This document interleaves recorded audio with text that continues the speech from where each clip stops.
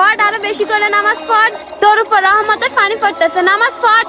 নামাজ পড়াস না, পড় আরো বেশি করে। ঘরের কাজ রেখে নামাজ পড়াস না, পড় আরো বেশি করে। আসসালামু আলাইকুম রহমতুল্লাহ। আসসালামু আলাইকুম রহমতুল্লাহ। আমিন। আরে আজকে জান্নাত আমার নামাজে বিরক্ত করতে আসলো না যে? সবকিছু কেমন জানি উলট পালট লাগতেছে। যাই রুমে গিয়ে দেখি তো।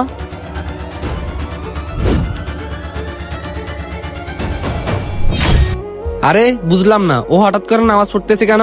আরে জান্নাত, তোমার কি হয়েছে যে তুমি আমাকে নামাজে বিরক্ত করতে, সেই তুমি আজকে নামাজ পড়তেছ?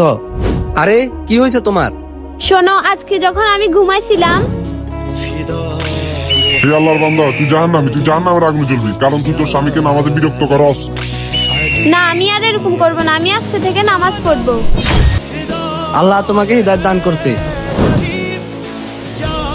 বন্ধুরা, আজকে কে কয় ওয়াক্ত নামাজ পড়ছো কমেন্টে বলে যাও।